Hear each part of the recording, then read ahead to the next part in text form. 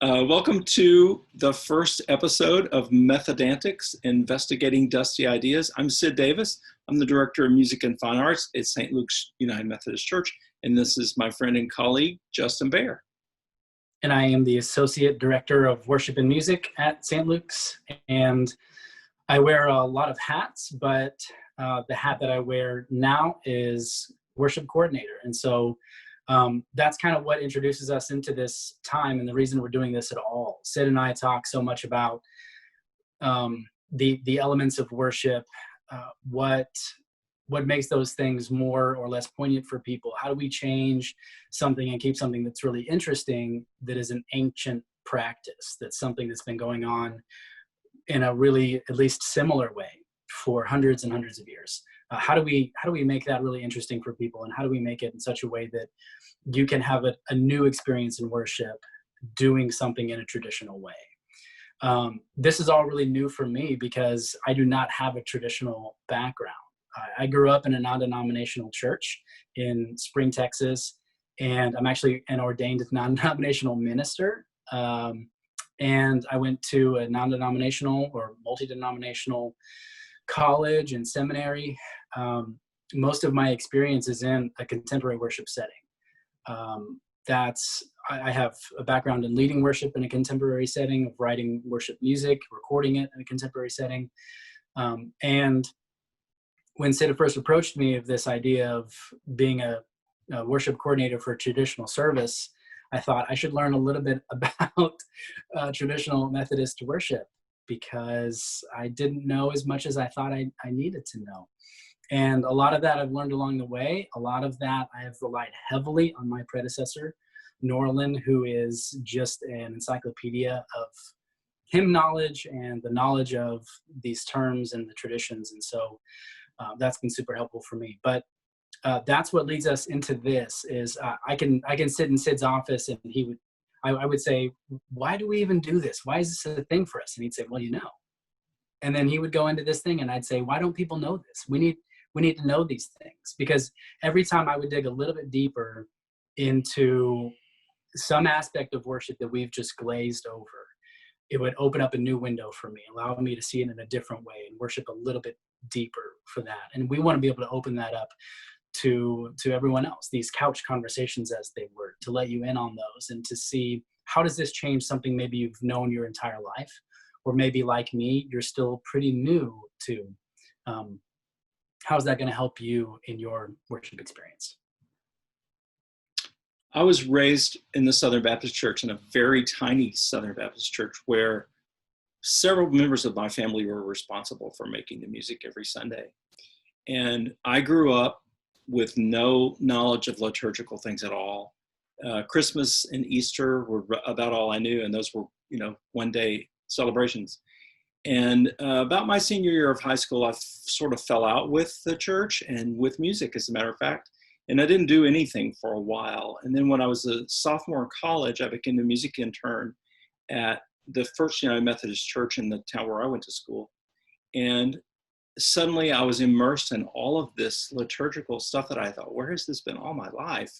About creeds and colors and seasons and why we do what we do. And I absolutely loved it. It was like coming home for me. And I know firsthand that I've often said that nothing has more lives than a question that goes unasked. And that's what we're about, is answering the questions that maybe you have felt like you're the only person who doesn't know the answer. And so therefore the questions that doesn't go unasked. And we hope to remedy that with this podcast. I often felt like that, and I felt even more out of place, because being the coordinator of the services, I thought, I really need to know these things. And I hope that I'm not the only person in this room coordinating this service who doesn't know these things. And yeah, so I think this is going to be super helpful also for me, but also for everybody watching. So our plan is every podcast to have a question of the day, maybe questions depending on how involved they are. But today we have one question, and Justin's going to kick that off for us. And the question is, why do we wear robes in church, Justin? So not long after I started work, Sid said in a meeting, we need to get Justin a robe, which was not a part of what I thought that I would need. And I thought, well, I guess I do need a robe. And then I felt super fancy getting fitted and then like going through a catalog of robes. And, you know, when you see clergy up there and it's a very set apart kind of a feel, it's like, oh, you get to wear the fancy robes. And in fact, in my house, so the first Sunday that I wore my robe and I met my wife and my daughters after the service, Nora, my now 4-year-old, ran up to me and she said, "Is that your fancy robe?" And so fancy robe is now like the only way to describe robes in our house. It's the fancy robe. And so that's sort of like this kind of a theme that goes with these robes is these are the fancy things. And then not to mention clergy, especially, you know, they wear other kind of adornments. So just in the Methodist tradition, we have our stoles, and then in other traditions, there are lots of other adornments and things that you put on those robes, and even more kind of a set apart thing. And I guess you and I were chatting about it one day, and maybe the idea of fancy robes came up, and you said, well, you know, they weren't originally fancy. So they're originally Work. Yeah. That's right. Okay, so talk us through that. Well, I saw something online yesterday, a question that said, why does my minister look like Harry Potter? And there's a reason for that. I mean, during the Reformation, the movement was away from everything opulent. You know, the reformers, which really the Wesleys are part of that, even though it's much later than, say, Martin Luther. They wanted to eschew everything that was super fancy. So they, you know, the ministers' robes were very opulent and very decorated and embroidered, and they wanted to get away from that. And so the question was, what do we wear? Well, most of these people were scholars. And scholars, if you go to Oxford or Cambridge, you see all these students walking around in a black robe over their street clothes. And that's what scholars wear. So they decided they'd wear their work clothes because it was every day for them. So what was every day for them has become fancy for us, for Nora, when in fact it wasn't supposed to be fancy at all. Now, that's why the ministers look like Harry Potter. The choir wears robes so that they will disappear. We use the word unison a lot when we're talking about music, and like as in one voice. And that's what the choir is supposed to look like. We're supposed to look like nobody stands out. We all look alike. Nobody's supposed to pay attention to any one person, but it's supposed to be an organism, and we all blend into that bigger thing. You know, the sum is bigger than its parts. And that's why we wear robes in church, not to be fancy, but to disappear. It reminds me of a quote that I heard around my high school graduation, that it was like summarizing graduation speeches. And it says that you have a person on a podium looking out at a sea of everyone wearing exactly the same thing with the same hats and same robes, all the same color, facing the same direction, and says to all of them, you are unique and special, just like everyone else. I thought that, you know, I had this picture when you talked about it's their work clothes, like showing up to their churches and dusting the chalk off of their robes, right? This is their work uniform. Think about work uniforms for us these days. What would it look like? How would our perception be different if, you know, somebody in, I don't know, say like a construction outfit or a police officer uniform or something comes in and they do this other job wearing their other work uniform? How does that change our perspective of what is this person's role in our church, in our congregation? And then I think for me, that helps me to see them, because I think of these other jobs as public servants, people who their job is to essentially do things for the benefit of society.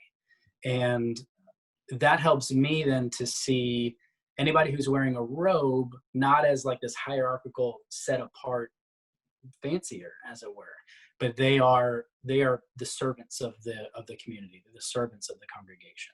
And that dramatically changed how I felt when I put on a robe or when I saw other people in robes. That it felt more like putting on a servant garb than it did a way to stand out. An identifier, like a name tag. Yeah. That's exactly right. So that's today's question, and hopefully today's answer. Indeed. So we hope that this was enjoyable for you. We hope that it was helpful for you and helps to deepen your worship experience. We will be doing these on a regular basis. Hopefully you can see these drop about every week for the foreseeable future. There's so much to learn, and there are so many unanswered questions. We have the ones that we would love to share with you guys, questions that I have, questions that Sid has the answers to, and we want to be able to share those with you. But also, if you've ever had a question, you've thought, why is that thing that color? And why do we switch back and forth between these things? Or if you have any of those, we would love to hear what it is that you've been wondering every time you step into that sanctuary. You can email either one of us. My email is jbair, that's B-A-I-R, at stlukesmethodist.org. You would be amazed at how many different ways there are to spell a 4-letter last name, but there it is. Or you can email Sid at sdavis@stlukesmethodist.org. Ask us your questions. We'll fit it into any of these upcoming episodes. So we like to end these with just a little personal tidbit about us to help you get to know us better in this process. So the question for us today is, Sid, when is the last time you left your house? I have left my house far fewer times than you have because I don't have children at home. I left yesterday. We're doing what we're calling curbside convos with the chancel choir. And I'm driving to every choir member's house if they want to participate, and just spending 5 minutes on the driveway with them so we can see each other's faces. So yesterday afternoon, we visited 8 people, I think. And wow. we're doing it Monday, Wednesday, Friday. So I was out of the house yesterday, and I'll be out of the house tomorrow afternoon. And my feet are wondering what these strange things that I'm putting on them are. Yeah, like in sunlight. Yeah. Exactly. Because before that, it was quite a while, yeah? It was a very long time, yeah. I've been at home for a very long time. So Justin, when did you leave the house last? I have the privilege, I suppose, of leaving the house every morning. Both of my girls go to school at St. Luke's Day School, which is an incredible program. And they opened up June 1st. With a huge number of protocols and safety precautions and things that they're doing to keep us and keep our children safe. And they're doing a fabulous, fabulous job. And so I drop them off every morning and come right back home to spend time in the quiet, because there was no quiet for 80 days, 80 even days of quarantine. Biblical. It was unreal. So we're so glad that the school opened back up and that I get to get out of the house at least once a day, every day. Cool. Very good. Well, be safe out there, and I will too. And we'll see you next time. Bye.